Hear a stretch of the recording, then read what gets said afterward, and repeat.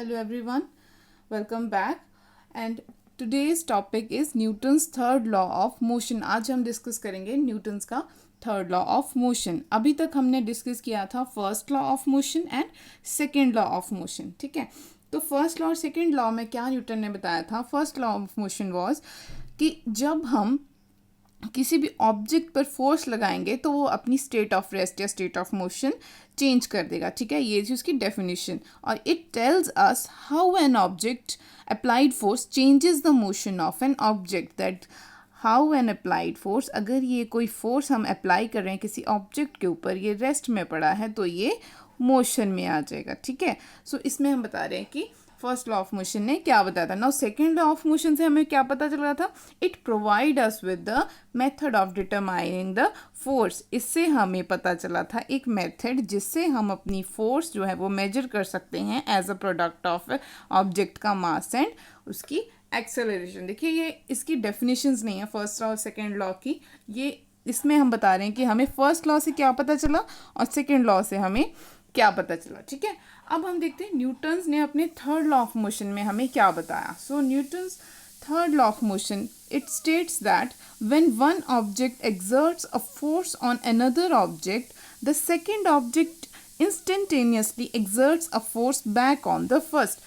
तो न्यूटन ने third law में क्या कहा कि जब कोई एक ऑब्जेक्ट फोर्स लगाता है किसी दूसरे ऑब्जेक्ट के ऊपर तो वो दूसरा ऑब्जेक्ट भी इक्वली उस इंस्टेंटेनियसली एट दैट इंस्टेंट उसी time exert a force back on the first. कि जब एक ने फोर्स लगाई दूसरे के ऊपर तो उसी टाइम इंस्टेंटली जो दूसरा भी है वो बैक में फोर्स लगाएगा ऑन फर्स्ट ऑब्जेक्ट. ठीक है, ये न्यूटन्स ने कहा था अपने थर्ड लॉ ऑफ मोशन में. और ये जो दो फोर्सेस हैं वो हमेशा equal in magnitude but opposite in direction. Equal in magnitude मतलब जितनी इनकी न्यूमेरिक वैल्यू होगी फोर्स की कि इतने न्यूटन फोर्स लगाई है. ठीक है, फर्स्ट ऑब्जेक्ट ने दूसरे ऑब्जेक्ट के ऊपर, और उतनी ही फोर्स जो है वो सेकेंड ऑब्जेक्ट लगाएगा फर्स्ट के ऊपर इक्वली, बट डायरेक्शन ऑपोजिट होगी. अगर फर्स्ट इस तरफ लगा रहे हैं तो second in the opposite direction लगाएगा फर्स्ट के ऊपर. और ये इन दो फोर्सेस को एक्शन एंड रिएक्शन फोर्सेस भी कहते हैं. अगर फर्स्ट लगा रहे हैं इसके ऊपर एक्शन फोर्स तो सेकंड लगाएगा फर्स्ट के ऊपर reaction force. Okay, so this was Newton's third law of motion कि एक ऑब्जेक्ट जब दूसरे पे फोर्स लगाएगा तो दूसरा भी उसी टाइम इंस्टेंटेनियसली बैक फोर्स लगाएगा फर्स्ट ऑब्जेक्ट के ऊपर. ठीक है, तो इसके हम कुछ एक एग्जाम्पल्स देखते हैं अपनी डे टू डे लाइफ में जो हम अपनी डेली रूटीन में देखते हैं. देखिए इनसे हमें ज़्यादा क्लैरिटी होगी. जब एक बर्ड फ्लाई करता है, ठीक है, तो वो अपने विंग्स को कैसे करता है, लाइक दिस. ठीक है, मतलब वो नीचे की तरफ फोर्स लगाता है अपने विंग्स के साथ. ठीक है ना, वो नीचे की तरफ फोर्स लगाता है. ठीक है, एयर को नीचे की तरफ फोर्स लगाता है, और जो एयर होती है एनवायरनमेंट में वो बर्ड को ऊपर की तरफ इक्वल एंड ऑपोजिट फोर्स लगा के वो उसे ऊपर की तरफ भेजती है. ठीक है, वो डाउनवर्ड में फोर्स लगाता है अपने पंखों से, लाइक दिस, डाउनवर्ड में ऐसे फोर्स लगा रहे हैं, और हवा जो है वो उसको ऊपर की तरफ फोर्स लगा रही है और वो ऊपर की तरफ उड़ता है. ठीक है, इक्वल एंड ऑपोजिट फोर्सेस लगे हैं यहाँ पर. अब देखिए जब हम वॉक करते हैं हम अपने पैर से इस रोड पे नीचे की तरफ पुश करते हैं. ठीक है, और ये जो रोड है ये इक्वल एंड ऑपोजिट फोर्स लगाता है हमारे पैर के ऊपर और हम आगे मूव करते हैं.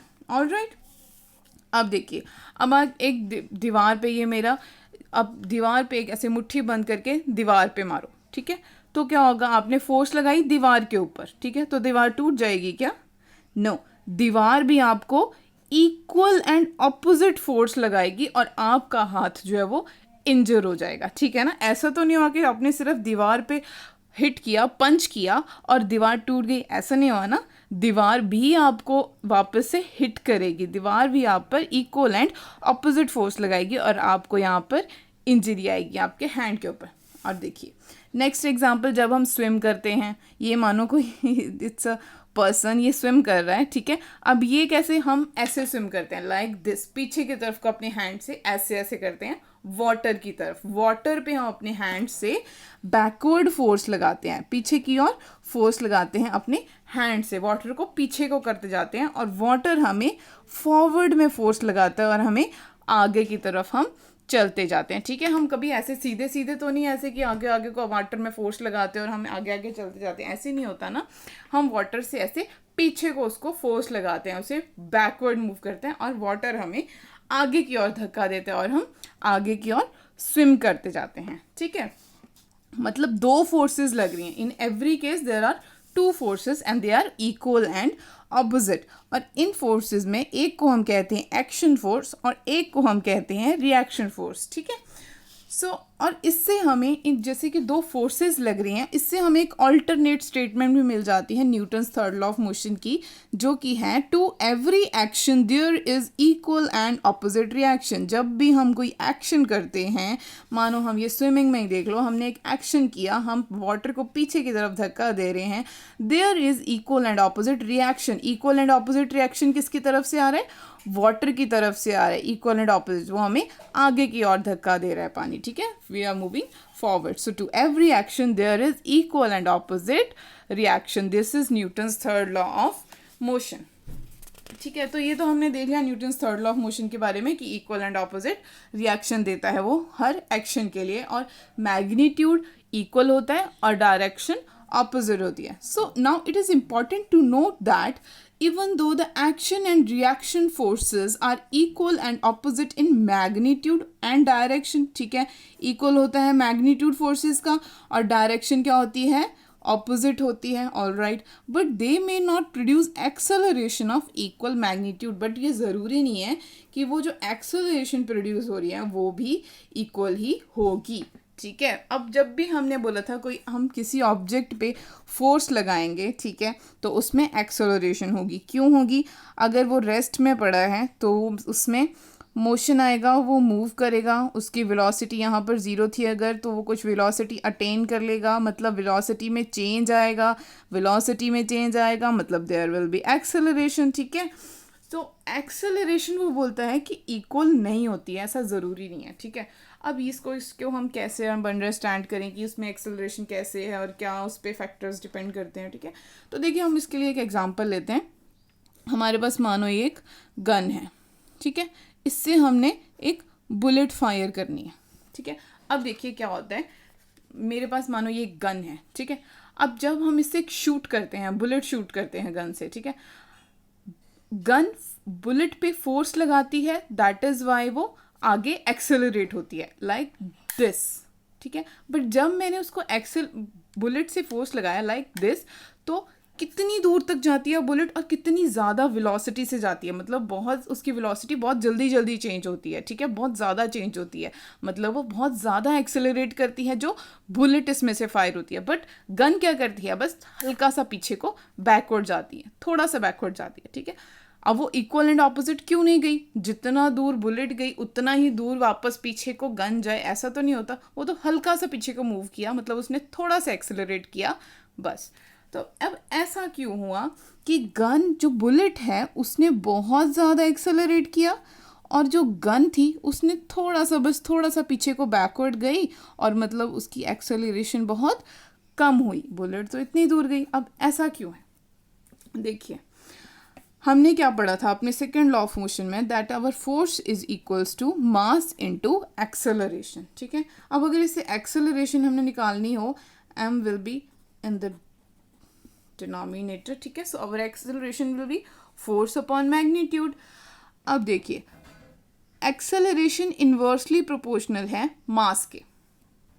ठीक है, हमारे पास था force is equals to mass into acceleration, यहाँ पर हमारे पास आ गया acceleration is force upon mass. अब देखिए, एक्सेलरेशन एंड मास आपस में इन्वर्सली प्रोपोर्शनल है, दैट मीन्स अगर मास ज़्यादा होगा तब एक्सेलरेशन कम होगी, और अगर मास कम होगा तो एक्सेलरेशन ज़्यादा होगी. अब देखिए, जो बुलेट है, बुलेट का जो मास है वो कम है, ठीक है, और एक्सेलरेशन क्या होगी इसमें, अब ज़्यादा होगी, इसमें ये ज़्यादा एक्सेलरेट होगी क्योंकि इसका मास जो है वो कम है. और जो गन है, गन का mass as comparative to bullet ज़्यादा है मास, दैट इज़ वाई उसमें एक्सेलरेशन कम होगी, ठीक है, एक्सेलरेशन उसमें कम होगी, ठीक है, समझ आ गया.